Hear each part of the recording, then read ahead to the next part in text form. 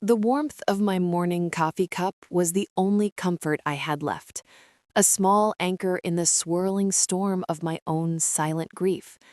I was staring at the backyard, at the old oak tree my son Michael had fallen from when he was 7.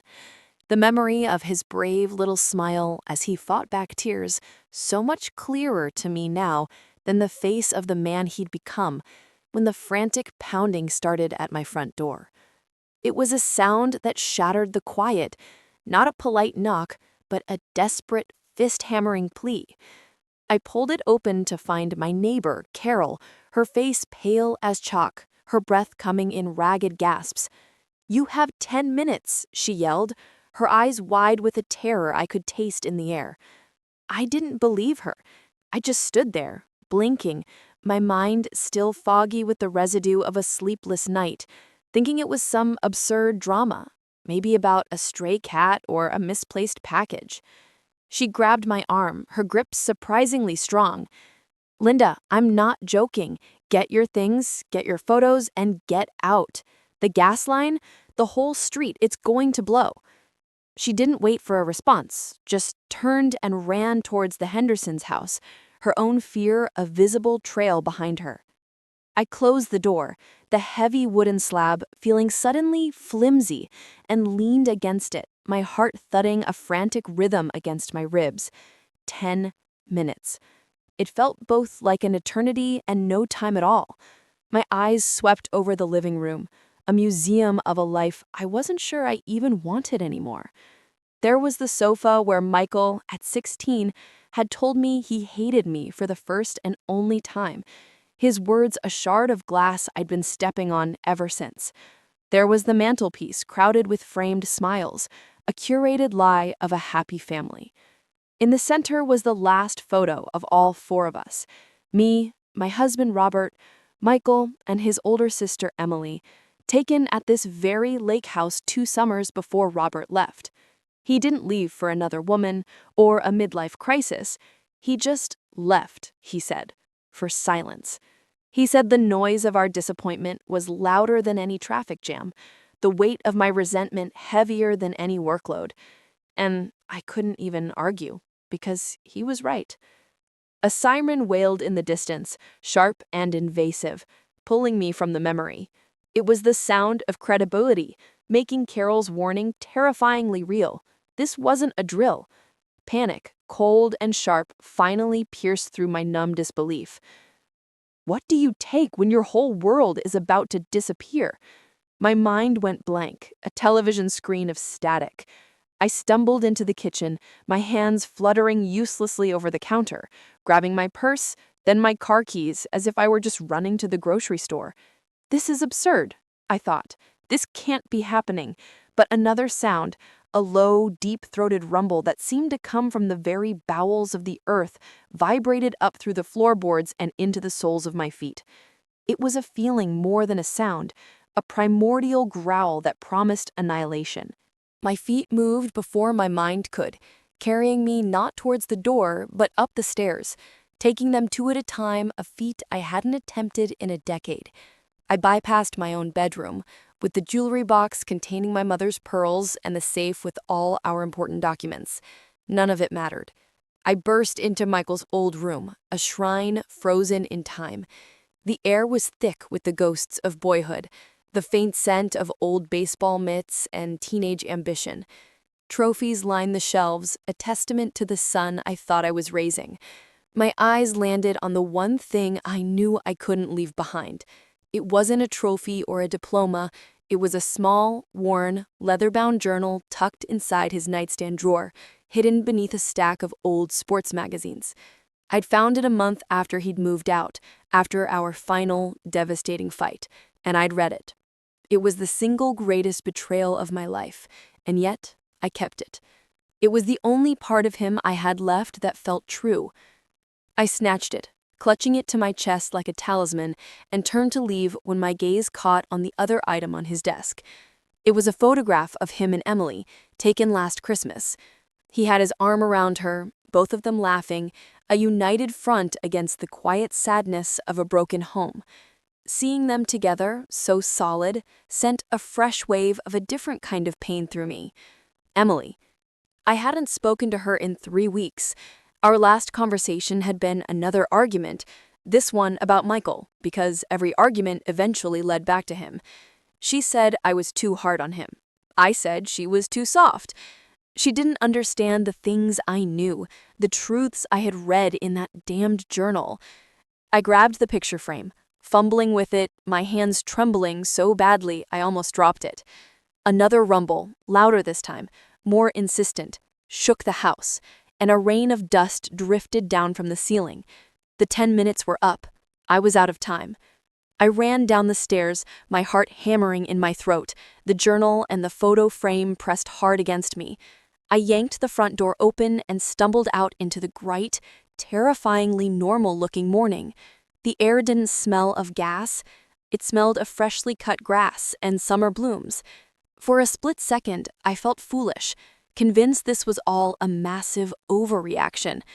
I saw Carol across the street, ushering old Mr. Henderson to her car. She saw me and screamed, "Linda, run!" And that's when the world tore itself apart. The sound was not an explosion from a movie, it was deeper, more personal, as if the ground itself had roared in agony. A force I could not see picked me up and threw me forward like a discarded toy. I was flying, then falling, the air ripped from my lungs. The last thing I remembered before the darkness swallowed me whole was the sound of splintering wood and shattering glass, the violent end of my world, and the crushing thought that I was going to die without ever having told my children I was sorry. The first thing I was aware of was a relentless, high-pitched ringing in my ears, a sonic scar left by the blast, and beneath it, a cacophony of screams and shouting that felt miles away. I tried to open my eyes, but one was sealed shut with something warm and sticky. Blood, I realized distantly, my mind swimming up through layers of shock and pain. The world was tilted at a nauseating angle.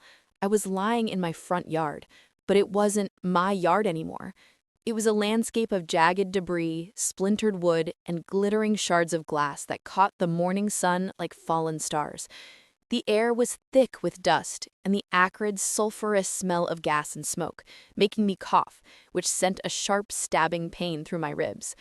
I tried to move, but my body was a leaden weight, refusing to obey. My fingers, however, were still curled in a death grip around the two objects I'd clutched as I ran, the leather journal and the photo frame, the glass of which was now webbed with cracks, obscuring my children's smiling faces. A sob caught in my throat, not from the physical agony, but from the sheer, overwhelming irony of it all. I had saved these pieces of my heart, but I had failed to protect the living, breathing hearts they represented. Voices began to pierce through the haze, frantic and urgent. Strong hands slid under my arms, and I was being lifted, the movement sending fresh waves of fire through my side. "Easy now, ma'am, we've got you," a deep, calm voice said. I was placed on a gurney, a stiff board strapped around my neck and body, and as they wheeled me through the wreckage of my street, I saw it. The utter devastation. My house was a skeleton, its front wall blown out, the interior exposed like a dollhouse with its roof caved in. Carol's house was similarly ravaged, and firefighters were hosing down a fierce fire that engulfed the Hendersons' garage. People were crying, hugging each other, wandering in a daze. It looked like a war zone. In the ambulance, the paramedic, a young woman with kind eyes and a name tag that read Maria, worked efficiently, checking my vitals, cleaning the cut over my eye. "You're lucky," she said softly, her words a stark contrast to the chaos outside. A few feet closer and we wouldn't be having this conversation. But luck felt like a foreign currency I couldn't spend. All I could think about was Michael's journal, which they had pried from my hand and placed on the stretcher beside me, a silent accuser. The hospital was a blur of fluorescent lights, beeping machines, and murmured diagnoses. Concussion, 2 broken ribs, multiple lacerations, but stable. They moved me to a room, and the silence that eventually descended was heavier than any noise. I was alone. The nurse had placed the cracked photo and the journal on the bedside table. I reached for the picture first, tracing the fractured glass over Emily's face. My daughter. So fierce, so independent, so angry with me. Our last fight echoed in my mind. "You always do this, Mom. You push him away and then you're shocked when he's gone. You have no idea what he's going through," she had yelled before slamming the door. I had no idea, but I did. I knew because I had invaded his most private thoughts. The journal felt like it was burning a hole through the table. I had to call Emily. I had to let her know I was alive. My hands trembled as I dialed her number from the hospital phone, each ring a lifetime of regret. When her voicemail picked up, her cheerful, recorded voice, "Hey, you've reached Emily, leave a message," shattered me. I couldn't form words. I just hung up, the dial tone of final, bleak punctuation. A doctor came in, an older man with a weary smile, telling me I'd need to stay overnight for observation. He left, and the room was silent again, save for the hum of the machinery. The loneliness was a physical ache, deeper than any broken bone. I was the matriarch of a family that had splintered long before the explosion, and now, lying in this sterile room, I had never felt more like a failure. My eyes kept drifting back to that journal. I hadn't opened it since that first devastating read a year ago. I'd kept it as a torturous reminder of how far I'd driven my son away. But now, with death having brushed so close, with the image of my destroyed home seared into my mind, a new, terrifying thought emerged. What if I had gotten it all wrong? What if, in my grief and anger over Robert leaving, I had misinterpreted my son's words?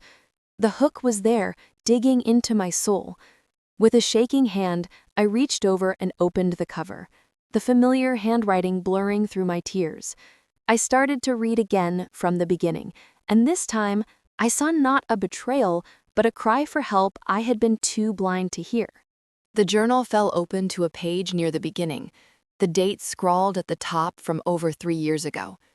"Mom and Dad had another one of their quiet fights tonight," Michael had written, his handwriting less assured than it would become.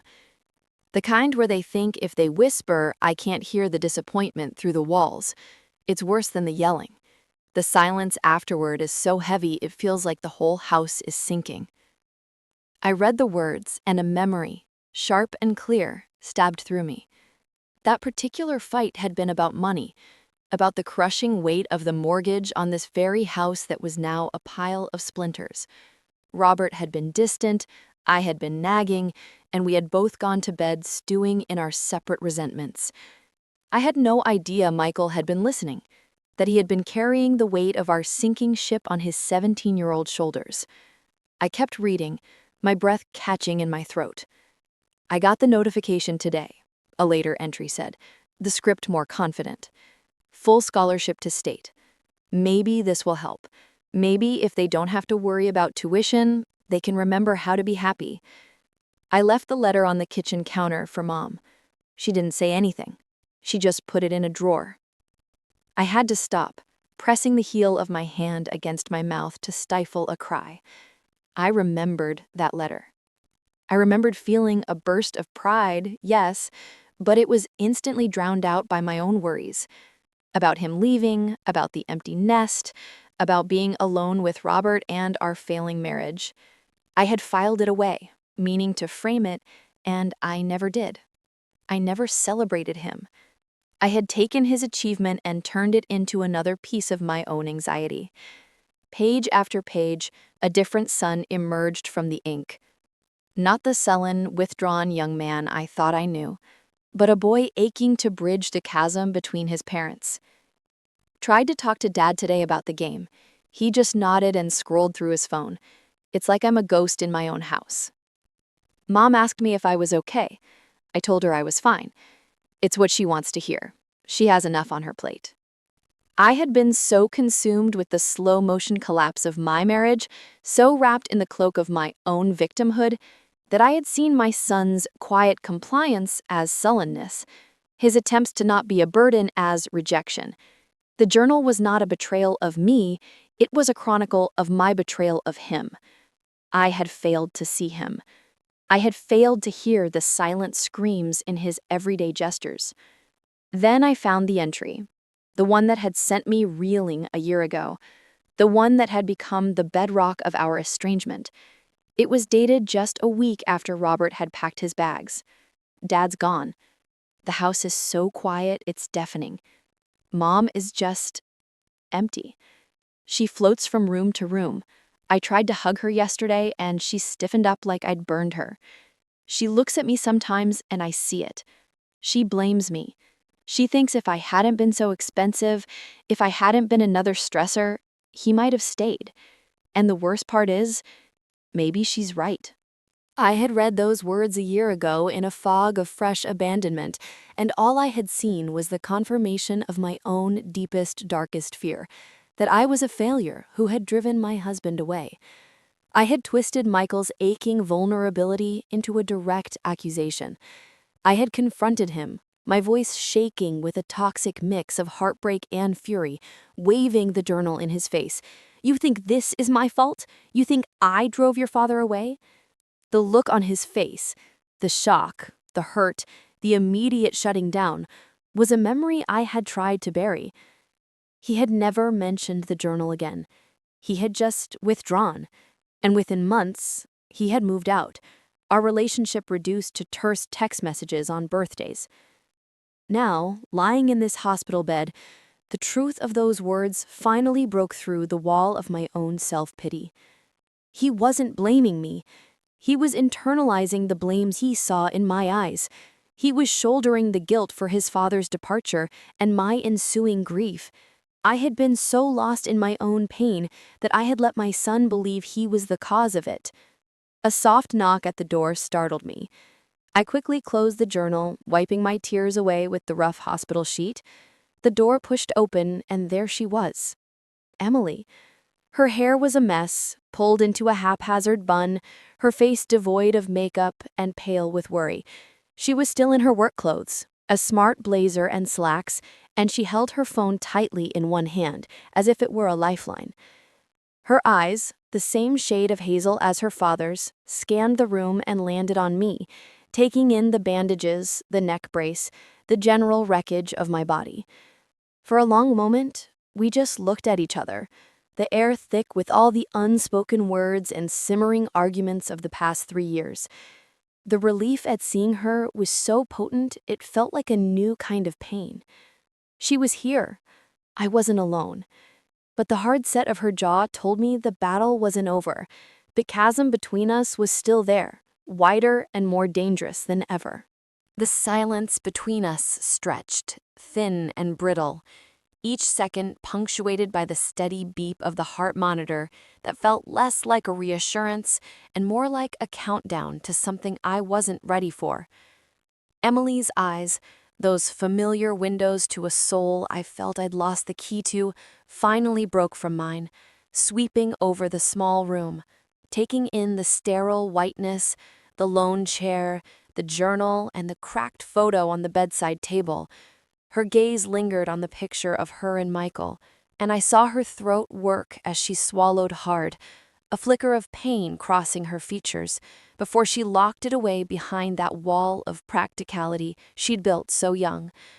"The news said our street was gone," she said, her voice flat, devoid of the warmth I ached for.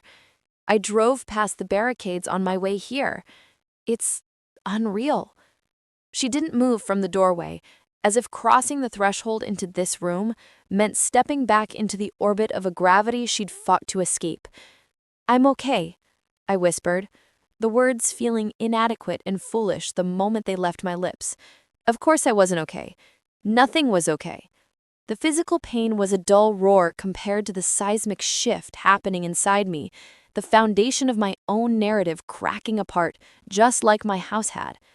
"That's not what the nurse said," Emily replied, her tone clipped, stepping fully into the room but keeping her distance, her arms crossed tightly over her chest.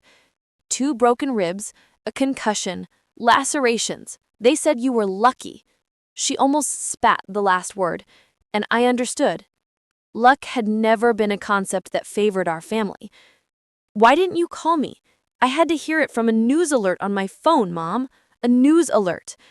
The hurt in her voice was a live wire, and it zanged through the room, straight into my heart. I did call, I said, my voice trembling. Your phone went to voicemail. I couldn't speak. I gestured weakly toward the hospital phone. I just hung up. She looked away, out the small window at the gathering dusk, her profile sharp against the fading light. I was in a meeting. I turned my phone off. Because the last time we talked, you told me you didn't want to hear another word about Michael from me. Remember?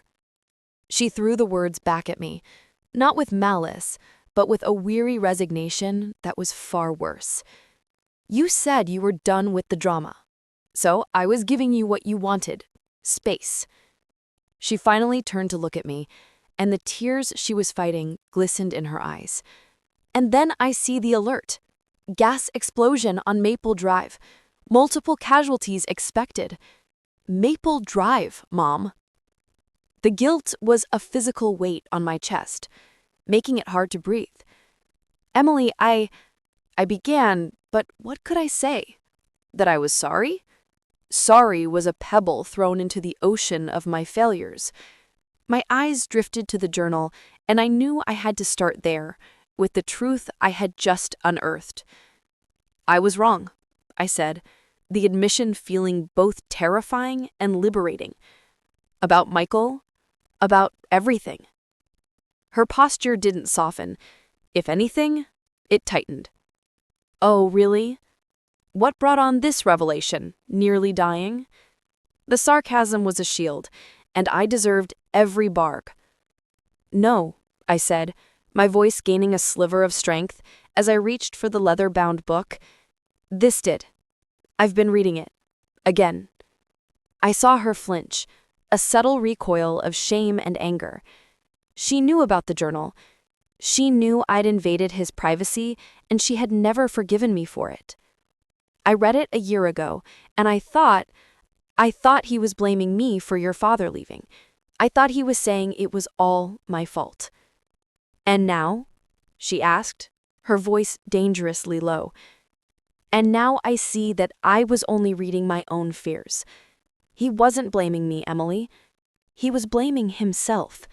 He thought the financial pressure of his college, the stress of being a teenager, he thought it was what broke us.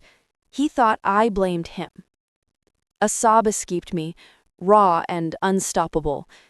And I did nothing to tell him otherwise. When I confronted him, I confirmed his worst fear. I made him believe it. The room was silent for a long moment, save for my ragged breathing.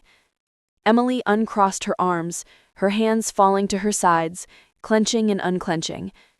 She took a step closer, her eyes fixed on the journal in my hands as if it were a venomous snake. You never understood, Mom, she said, her voice thick with emotion. You were so busy being the wounded party after Dad left that you didn't see what it was doing to him, to us. Michael didn't just lose a father that day, he lost his mother too. You checked out. You were there, but you weren't. And I had to be the strong one. I had to hold it all together while I watched my little brother crumble and my mother become a ghost. She was crying now. Silent tears traced paths through her carefully applied makeup from earlier in the day. And do you have any idea how hard it was to call him every week, to make sure he was eating, that he was okay, while listening to you tell me I was coddling him? You pushed him away, and I was the only one left to catch him. Her words were a gut punch, each one a truth I had refused to see. I had been so consumed by my own grief that I had abdicated my role as a mother, forcing my daughter to parent both her brother and me. The selfishness of it took my breath away. I'm so sorry, Emily, I whispered, the words utterly inadequate. She sank into the chair beside the bed, the fight draining out of her, leaving behind a profound exhaustion. I know you are, Mom, she sighed, rubbing her temples, but sorry doesn't fix it. Sorry doesn't give Michael back the last year. Sorry doesn't erase the fact that he's out there somewhere, probably seeing the news about the explosion, and he's too scared to call you because of how you left things. She looked at me, her expression a mixture of pity and love that broke me. He's in the city, you know. He has an apartment near campus. He's working 2 jobs to make ends meet because he refused to take any more money from Dad after the fight with you. He didn't want to be a burden. The information was a fresh wave of pain. My son, struggling alone, and I had no idea. I had been so wrapped up in my own narrative of abandonment that I hadn't even bothered to find out where he was living. Does he know about the explosion? I asked, my voice small. I texted him as soon as I saw the news. I told him you were in the hospital, that you were stable. He read it. He didn't reply. The unspoken words hung in the air between us. He's still hurting. He might not come. The door to the room pushed open again, and a police officer stepped in, his hat in his hands, his expression grim. "Mrs. Linda Grayson?" he asked, and I nodded, my heart lurching into my throat. "I'm Officer Miller. I need to ask you a few questions about the incident on Maple Drive. We're trying to piece together what happened." His eyes shifted to Emily, acknowledging her with a slight nod. His presence was a stark reminder that the world outside this room of confession and tears was still moving, that there were practical, devastating consequences to face. The explosion wasn't just an emotional catalyst, it was a real event with real causes, and someone was responsible. The officer's presence seemed to suck all the air out of the room, pulling us violently back into the present moment.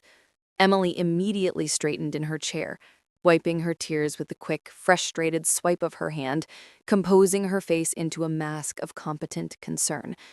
I, on the other hand, felt myself shrink against the stiff hospital pillows, the institutional smell of antiseptic suddenly overpowered by the faint, smoky scent clinging to his uniform. It was the smell of my ruined home. "Of course, officer," I said, my voice still weak from crying. Emily gave me a slight, almost imperceptible nod, a silent message to let her take the lead if I needed to. He asked his questions in a calm, methodical tone, his notebook open. Where was I in the house? Did I smell gas in the days or hours leading up to the explosion? Had I reported any issues with my appliances? My answers felt robotic, disjointed. I was in the kitchen. No, I hadn't smelled anything, but my sense of smell had never been great, a fact I'd always blamed on years of cooking big family meals that left my nostrils perpetually dulled. No, I hadn't reported anything. The water heater was old, the furnace even older, but they worked. We'd always just made things work. As I spoke, I saw my home not as it was in its final, shattered state, but as it had been for years, a structure slowly, quietly decaying, its hidden bones growing frail, while we all focused on the more visible cracks in our family. The metaphor was almost too heavy to bear. Officer Miller's questions then turned to my neighbors, specifically old Mr. Henderson. "We've had a few reports of him forgetting things, ma'am. Stove burners left on, that sort of thing. Did you ever notice anything like that?" A cold dread trickled down my spine. Arthur Henderson was a widower of 10 years, a kind, quiet man who kept to himself and whose greatest joy was tending his prize-winning roses. I'd seen him just 2 days ago, waving from his porch, and I'd been in too much of a hurry to get to the grocery store to stop and chat. I'd noticed his garbage cans hadn't been brought in from the curb for a day, but I'd thought nothing of it. Now the image of Carol screaming, running towards his house, took on a new, horrifying dimension. She hadn't just been warning the street, she'd been trying to save him from himself. I don't know," I stammered, feeling a new layer of guilt settle over me. "He was a good neighbor. Quiet. I should have checked on him more." The words tasted like ash. Another failure. Another person I had failed to see clearly, too wrapped up in my own interior world. The preliminary investigation points to a catastrophic failure in the main gas line serving the Henderson property, Officer Miller said, his voice carefully neutral. It appears the integrity of the line had been compromised for some time, likely due to age and corrosion. The ignition source is still undetermined. He closed his notebook. We're lucky the casualty count wasn't higher. Your neighbor, Carol Jenkins, she's the one who raised the alarm. She noticed the smell coming from Mr. Henderson's basement window and started knocking on doors. She's a hero. She's a hero. The words echoed in the silent room after he left. Carol, who I only knew well enough to exchange holiday cookies and complaints about property taxes, had run into a potential inferno to save people. And what had I done? I had stood behind my door in disbelief. I had prioritized a box of old memories over the living people around me. I looked at Emily, who was staring at the closed door, her expression unreadable. She saved your life, Mom, Emily said softly, finally turning to look at me. The anger had drained from her face, replaced with a deep, contemplative sadness. If she hadn't come to your door, if you'd been in that house. She couldn't finish the sentence, but the image hung between us, more terrifying than any argument. I know, I whispered. The gratitude I felt was tangled with so much shame. My hand found the journal again, its soft leather cover a stark contrast to the stiff starch of the hospital sheets. The explosion, the investigation, it all felt like a violent external manifestation of the internal collapse that had been happening within my family for years. The foundations had been rotting, the connections corroding, and I had been too blind, too self-involved to notice the warning signs. I had been so focused on the loud, dramatic explosion of Robert leaving that I had missed the silent, slow leak of everything else. And now the very earth under our homes had ruptured, as if to show me the ultimate consequence of neglect. The physical exhaustion was beginning to win, pulling at my eyelids, making my limbs feel like lead. But my mind was racing, a frantic hamster on a wheel of regret and revelation. Emily seemed to sense it. She stood up, came over to the bed, and for the first time in years, she reached out and took my hand. Her grip was firm, warm, alive. Get some rest, she said, her voice thick with emotion. I'm not going anywhere. I'll be right here when you wake up. She paused, her eyes drifting once more to the journal. And when you're stronger, we'll figure out how to fix this. We'll find Michael. It wasn't a promise of a happy ending, but it was a promise of presence. It was a thread, thin but strong, thrown across the chasm. And as I finally let my eyes close, the image of my son's face, not as it was in the cracked photograph, but as it was the last time I saw him, full of hurt I had put there, was the last thing I saw before sleep claimed me. The darkness behind my eyelids was not peaceful. It was a swirling theater of memory and nightmare. I was running through the skeleton of my house, the walls peeling away like burnt paper, the voices of my children calling to me from rooms that no longer had doors. Michael's voice, young and scared, saying, "Mom," from the top of the stairs that were now just gaping holes. Emily's voice, firm and angry, telling me to hurry up, from a kitchen that was open to the sky. And through it all, the low, menacing rumble of the earth preparing to tear itself apart. I woke with a gasp, my heart hammering against the confines of my broken ribs, the pain a sharp and immediate reminder that I was alive, in a hospital bed, and the world had irrevocably changed. The first sliver of dawn was lightening the sky outside the window, painting the room in shades of pale gray and soft blue. And there was Emily, asleep in the uncomfortable-looking vinyl chair, her head tilted at an awkward angle, a blanket someone had given her pulled up to her chin. She was here. She had stayed. The sight of her, defenseless in sleep, filled me with a love so fierce and so aching it was its own kind of pain. I didn't dare move, not wanting to wake her, not wanting to break the fragile truths this new morning offered.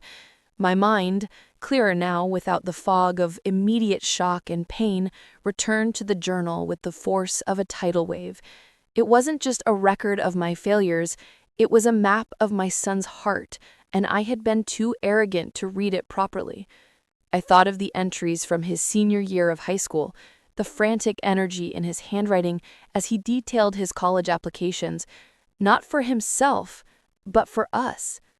If I can get a full ride, it'll take the pressure off Dad. Mom won't have to work that extra shift at the library. Maybe they can go on a vacation, just the two of them. Remember how they used to laugh? He had been trying to be the architect of our happiness, a burden no child should ever carry.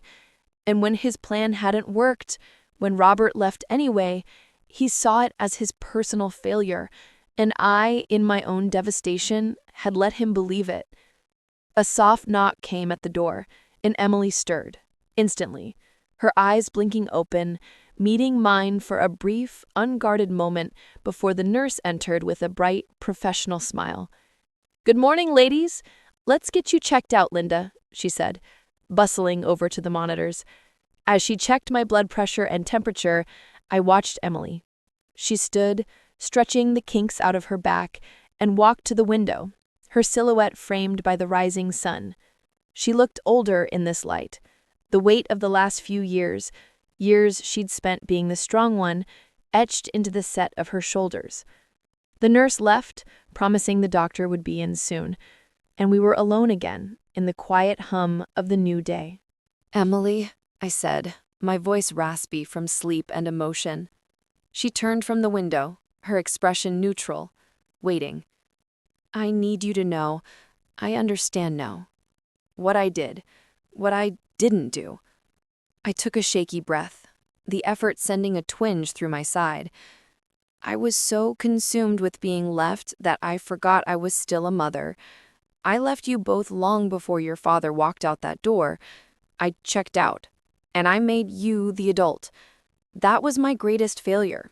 Not the fight with Michael, but forcing you to pick up the pieces of me. She didn't speak for a long moment, just looked at me, and I could see the little girl she used to be, the one who just wanted her mom to be okay, wrestling with the weary woman she had become. "I didn't mind it at first," she said quietly, her voice barely above a whisper.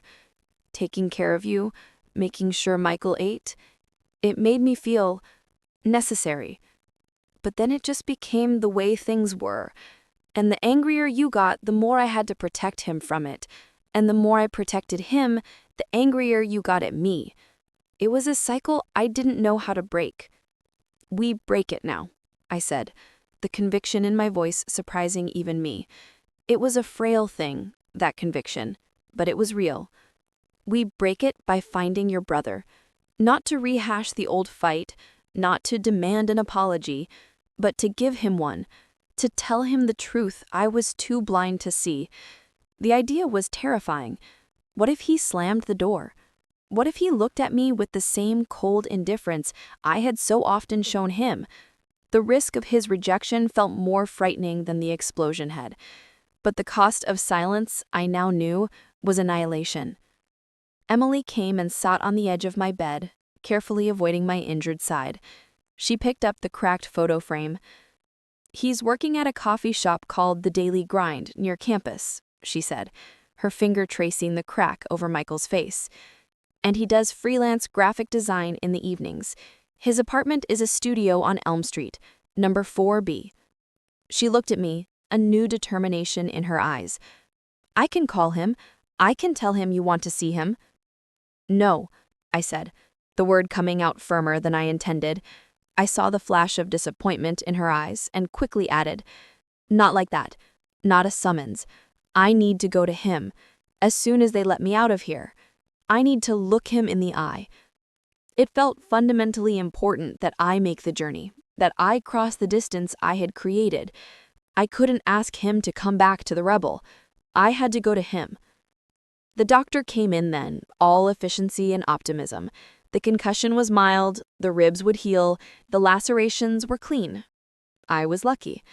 With strict instructions to rest and avoid any heavy lifting, I was being discharged.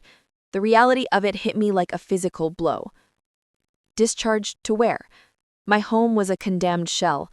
All I had were the clothes I'd been wearing, now cut to pieces and stored in a plastic bag, my purse, my car keys, and the two objects I'd saved from the wreckage. As a nurse helped me into a stiff wheelchair, hospital policy, Emily took charge, gathering my meager possessions. "You'll come home with me," she said. It wasn't a question. It was a statement of fact, a lifeline thrown. I just nodded, wordless with the gratitude that was too immense to speak. Rolling down the hallway toward the exit, I felt like a ghost being ushered back into a world I was no longer sure I belonged to. The automatic doors slid open with a soft whoosh, and the morning sun, bright and unforgiving, hit my face. I was free. I was homeless, and I had a single, terrifying purpose: to find my son and beg for forgiveness I was no longer sure I deserved. The sunlight outside the hospital felt alien, too sharp and cheerful for the shattered world I now inhabited.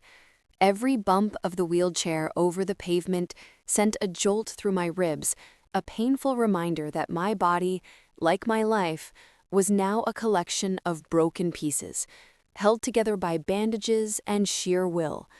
Emily's car, a sensible, compact sedan that smelled faintly of her perfume and coffee, was a capsule of a life I knew little about.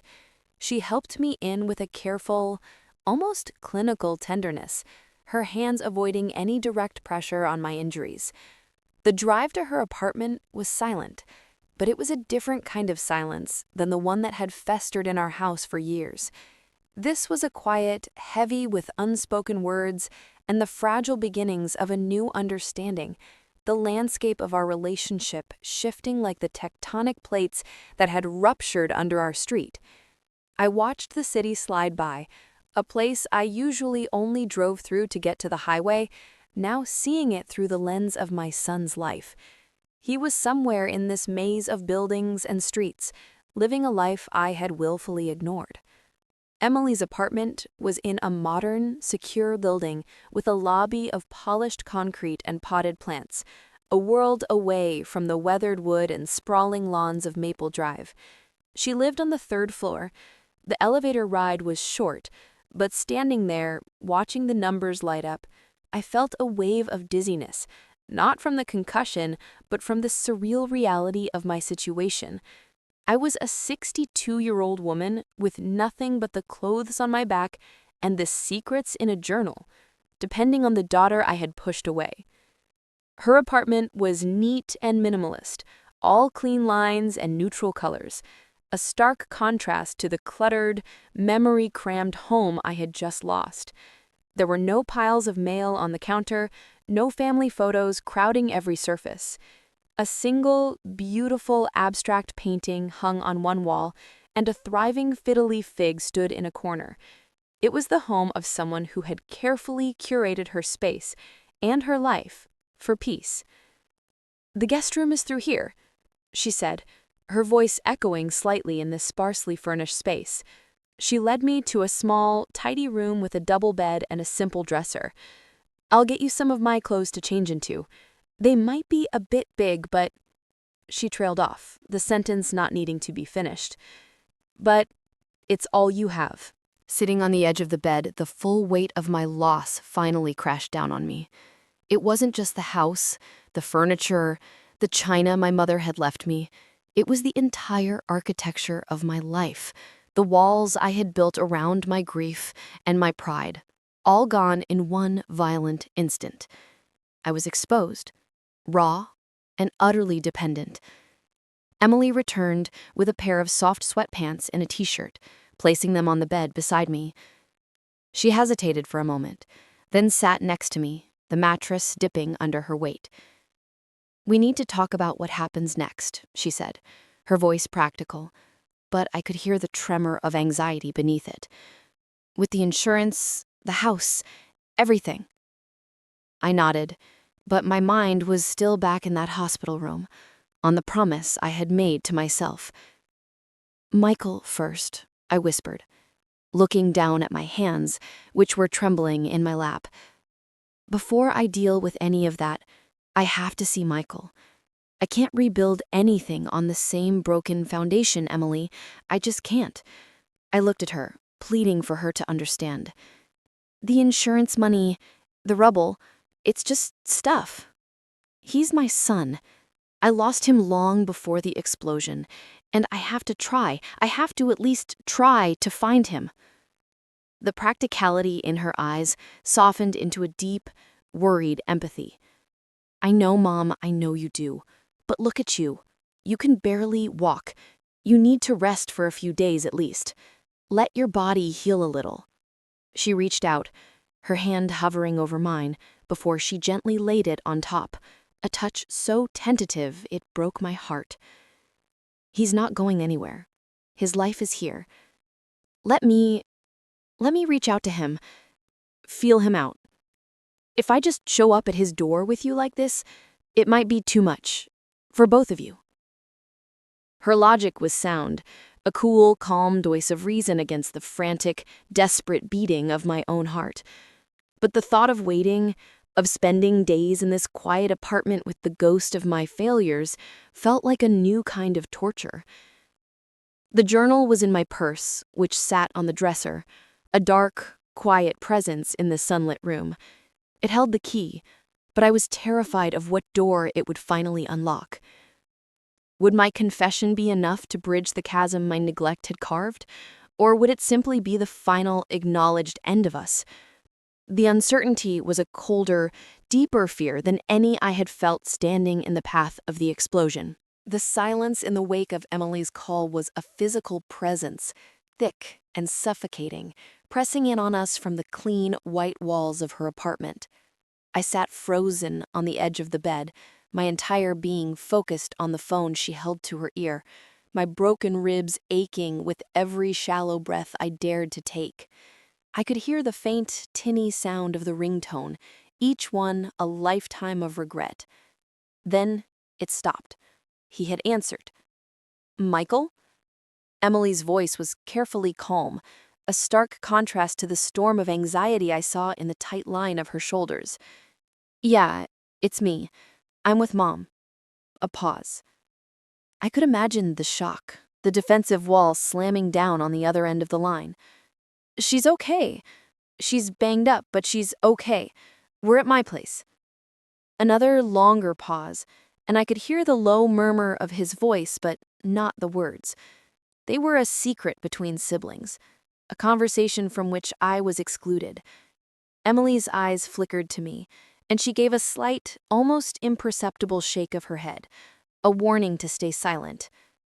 I know, Michael. Listen, she needs to see you. Her voice tightened, becoming more insistent. No, not to fight. God, no. It's different now. She understands. The murmur on the other end grew louder, more agitated. Emily closed her eyes, pinching the bridge of her nose. Just hear her out. That's all I'm asking. Come here, please. The word please hung in the air, a fragile prayer. There was a final, curt exchange, and then she lowered the phone, her hand trembling slightly. He's coming, she said, her voice hollow with relief and apprehension. He said he'll come, but he's not staying long. The next hour was a special kind of agony. Every creak from the hallway, every distant elevator chime sent a jolt of electric fear through my system. I felt like a defendant awaiting a verdict that would determine the rest of my life. Emily had helped me change into her clothes, the soft, unfamiliar fabric hanging off my frame, making me feel like a ghost wearing a stranger's skin. We moved to the living room and I sat on the sofa, my back rigid, the journal and the cracked photo placed on the coffee table before me like exhibits in the trial of my motherhood. I must have drifted off for a moment, exhaustion and pain pulling me under, because the next thing I knew, a firm, decisive knock echoed through the apartment. My eyes flew open, meeting Emily's. This was it. She went to the door and I held my breath, my heart a frantic, trapped bird in my chest. She opened it, and there he was, Michael. He stood on the threshold, silhouetted against the bright hallway light, hesitating, as if crossing it would violate some sacred boundary. He was thinner than I remembered, the youthful softness of his face carved into sharper, more angular lines. He wore a faded band t-shirt and jeans, a canvas messenger bag slung across his chest, and his hair, which he'd always kept short, was longer, curling slightly over his forehead. He looked so much like his father it stole the air from my lungs, but it was his eyes that undid me. They were the same hazel as mine, as Emily's, but they held a weary caution I had put there, a guarded distance that had never existed before our fight. His gaze swept past Emily and landed on me, sitting broken on the sofa. For a long, suspended moment, we just looked at each other, a year of silence and a lifetime of misunderstanding screaming in the space between us. The boy I remembered was gone, replaced by this wary, wounded man, and the weight of my responsibility for that transformation was a crushing physical force. He finally stepped inside, letting the door close behind him with a soft, final click. But he didn't come any closer. He just stood there, his arms crossed, his jaw tight, a fortress I had no idea how to besiege. The air in the room grew thick and heavy, every sound amplified. The hum of the refrigerator, the ragged intake of my own breath, the soft scuff of Michael's shoe on the polished floor as he shifted his weight. He didn't move from his spot by the door, a sentry guarding himself against me. Emily hovered nervously near the kitchen, a silent witness to a reckoning she had orchestrated but could not control. I wanted to run to him, to wrap my arms around him and feel the solid reality of my son, but I was anchored to the sofa by my injuries and by the terrifying knowledge that such a gesture would be rejected. I had forfeited that right. Michael, I finally whispered, his name a prayer on my lips. It was all I could manage. He gave a curt, almost imperceptible nod, his eyes darting from my bandaged head to the neck brace and then away, as if the sight of my broken body was too much to bear. "Emily said you were hurt," he said, his voice deeper than I remembered, flat and carefully neutral. "I'm okay," I said automatically, the hollow phrase I'd used for years. I saw his jaw tighten, and I knew it was the wrong thing to say.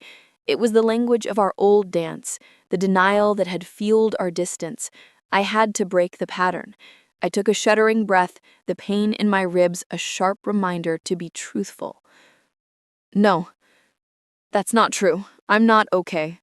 I have 2 broken ribs and a concussion, and my house is gone. But that's not the worst of it." My eyes flicked to the journal on the table.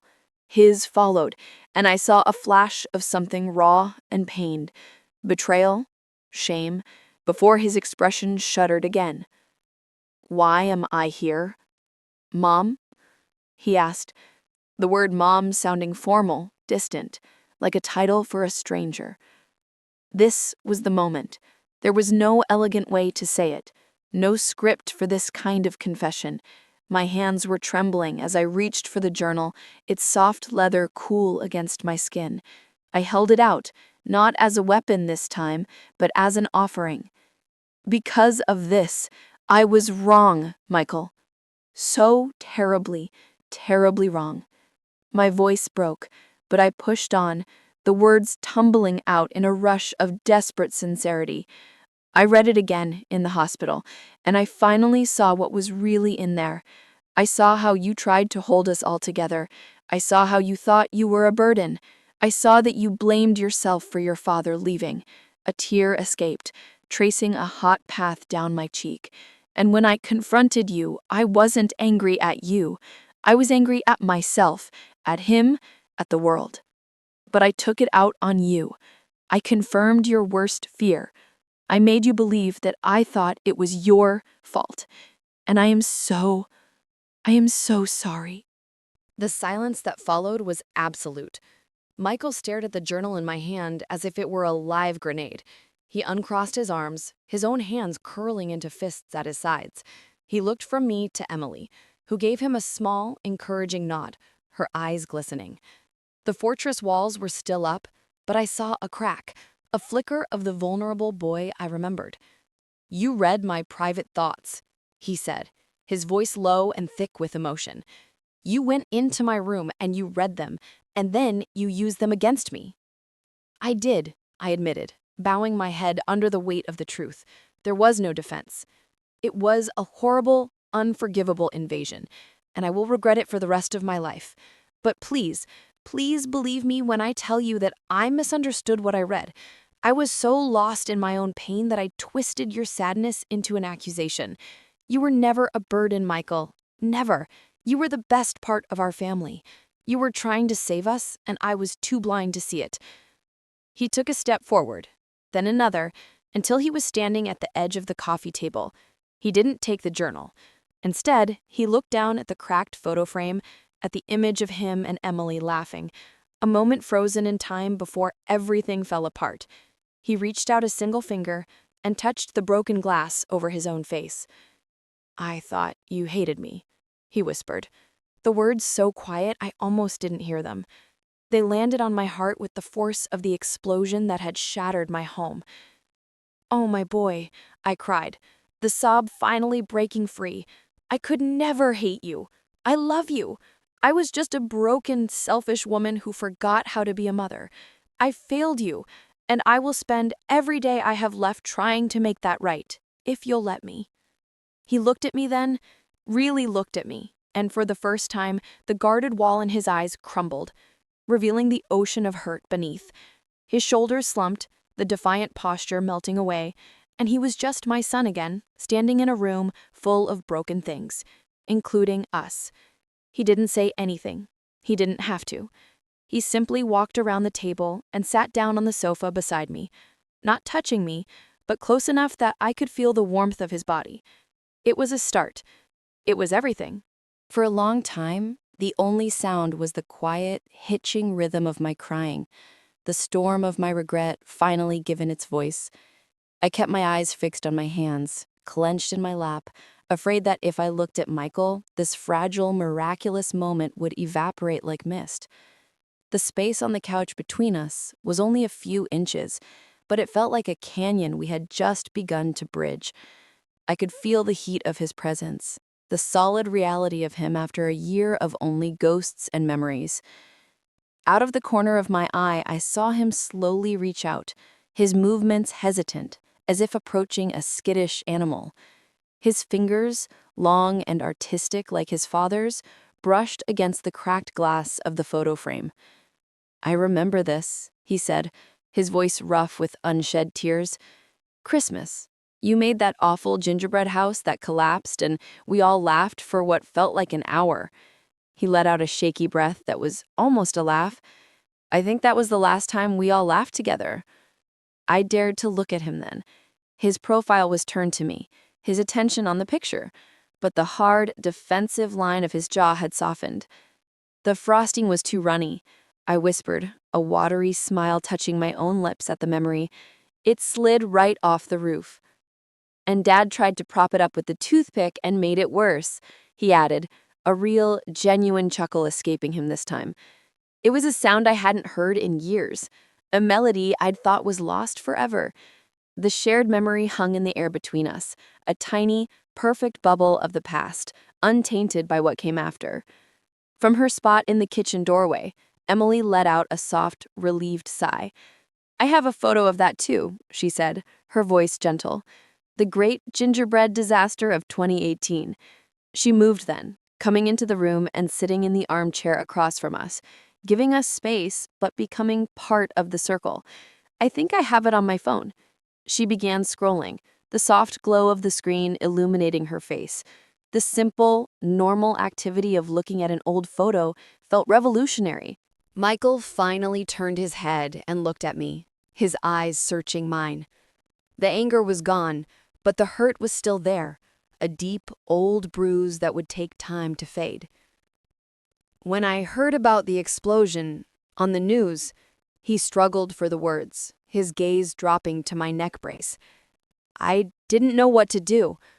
I wanted to call Emily, but I was scared. I didn't know if you'd even want to hear from me. I will always want to hear from you, I said, the conviction in my voice absolute. Always, Michael, no matter what. I know my actions didn't show that. I know I built a wall, and I am so sorry I made you feel like you were on the other side of it. He nodded slowly, absorbing my words. He looked exhausted, the weight of the last year and of this emotional earthquake clearly visible on his young face. The journal, he began, then stopped, shaking his head. I started writing in that after Dad left because I didn't have anyone to talk to. Emily was trying to hold everything together, and you were gone. It was the only place I could put all the stuff I was feeling without feeling like I was bothering anyone. The confession was a knife twist in my heart, but a necessary one. I had to hear the damage I had done. You could never be a bother, I said, my voice thick. You are my son. Your feelings, your struggles, your joy, that's my job to hold. And I abandoned my post. I reached out, my hand trembling, and laid it on the couch cushion between us. An invitation, not a demand. I can't change the past, but I am here now. I am listening now. He looked at my hand, then back at my face. For a heartbeat, I thought he would pull away. But then, slowly, he unfolded his own hand and placed it over mine. His skin was warm, his grip firm. It was just a hand, resting on mine, but it was a connection. It was a beginning. The touch sent a fresh wave of tears streaming down my face, but they were different this time. They were not just tears of regret. They were tears of a hope so fierce it was almost painful. We had a long, long way to go. The wounds were deep, and trust, once shattered, is a delicate thing to reassemble. But in that quiet living room, with the morning sun streaming in, holding my son's hand for the first time in over a year, I felt the first, fragile stone of a new foundation being laid. The warmth of his hand covering mine was an anchor in the swirling, emotional tide of the room. A simple point of contact that felt more significant than any words we had exchanged so far. We sat like that for a long moment, the three of us, bound by a shared, weary relief and the monumental task of what came next. The digital clock on Emily's cable box ticked over, the numbers changing with a soft click, a reminder that time was moving forward again after being frozen for so long in our standoff. It was Michael who broke the silence, his voice softer now, the defensive edge sanded away by exhaustion and a glimmer of hope. So, the house is really gone? He asked, his eyes shifting from me to Emily, seeking confirmation of this new, unimaginable reality. It's gone, Mike, Emily said gently. I drove past the barricades. It's just a pile. Our house, the Hendersons, half the street is condemned. She wrapped her arms around herself. They think it was a gas line from Mr. Henderson's place. Michael absorbed this, his fingers tightening slightly over mine. Is he... He's okay, I said quickly, remembering the officer's words. He was in the backyard, thank God. Carol Jenkins, she's the one who... She saved us. She went door to door. Saying her name aloud brought a fresh wave of shame and gratitude. I didn't even believe her at first. I stood there arguing with her in my head while she was trying to save my life. What did you take? Michael asked, his gaze drifting back to the journal and the photo. When you had 10 minutes, what did you grab? It was the most personal question he had asked me, a curiosity about my choices in that moment of ultimate crisis. This, I said, nodding toward the two objects. Just this. I ran upstairs and I grabbed your journal and that picture of you and your sister. That was all. I met his eyes, willing him to understand the significance. Everything else was just stuff. But these felt like the only real parts of me that were left. He looked down at our hands, his thumb absently tracing a knuckle on my hand. The gesture was so unconsciously tender, it made my breath catch. I thought you kept the journal to, I don't know, to have something to hold against me. I thought so too, for a long time, I admitted. But I think I kept it because, in some twisted way, it was the only part of you I had left that felt honest. Even though I was reading it all wrong, it was still you, your voice. And I missed your voice so much it felt like a physical ache. I took a shaky breath. I was so proud of you, Michael, for the scholarship, for working so hard, for becoming this man. I was just too swallowed up in my own darkness to ever tell you. I let you think I didn't care, and that is a failure I will never be able to fully atone for. He was silent for a moment, then slowly, carefully, he pulled his hand away and picked up the journal. He didn't open it. He just held its weight in his palms, as if gauging the mass of all the words inside. "You can keep it," he said quietly, not looking at me. "If you want. I don't need it anymore. I said everything I needed to say in there." He placed it back on the table, a deliberate act of relinquishment. "But we don't talk about what's in it. Not anymore. We start from now. From today." It was more than I could have hoped for. It was a conditional pardon, a chance to build something new without the constant, painful excavation of the past. "From today," I echoed, the words a vow. Emily, sensing the emotional precipice we were on, stood up, her practical nature reasserting itself. "Okay, well, from today, we need to figure out lunch. And we need to figure out where Mom is going to stay for more than just one night." She looked at me, then at Michael. "My couch pulls out. It's not great, but it's a place to start." Michael shifted uncomfortably. I have a studio. It's pretty much just a bed and a desk. But," he trailed off, the offer hovering in the air, immense in its implication.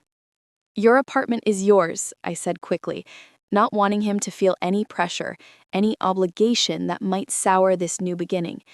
"Emily's is fine. It's more than fine." I tried to smile. "We'll take it one day at a time." One day at a time. The phrase felt both comforting and terrifying. The future was a blank, uncertain page. The life I had known was literally rubble. But as I looked at my two children in the calm light of Emily's apartment, a tiny, fragile seed of peace began to settle in the ruins of my heart. The road ahead would be long, and there would be stumbles, I was sure of it. But for the first time in years, I wasn't walking it alone. The rest of the day unfolded in a strange, quiet harmony that felt both foreign and desperately needed. Emily ordered soup and sandwiches from a nearby deli, and the three of us ate at her small dining table, a silent, functional meal that was nonetheless one of the most significant of my life. The conversation was light, skirting the edges of the enormous chasm we were only beginning to bridge. Michael talked a little about his graphic design classes, his words careful at first, then gaining a flicker of passion as he described a project he was working on. I listened, truly listened, hanging on every word, marveling at the man he was becoming without my witness or approval. I asked a few questions, simple ones, about his software and his clients, and he answered without defensiveness. It was a delicate dance, and we were all painfully aware of not stepping on each other's toes. After lunch, Emily insisted I lie down, the exhaustion from the pain and the emotional tsunami clearly written on my face. I didn't argue. As I settled onto the pull-out couch in the guest room, the springs groaning in protest, I could hear the low murmur of my children's voices in the living room. I couldn't make out the words, but the tone was soft, conspiratorial, the sound of a bond reforming in my absence.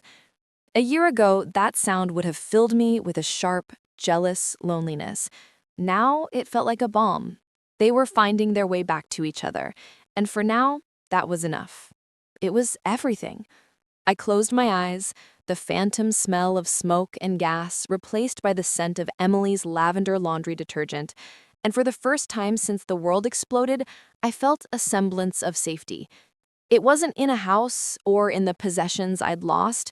It was here, in the fragile, breathing reality of my children's presence, in the tenuous second chance I had been granted not by luck, but by the grace of a neighbor's courage and my own desperate, belated clarity.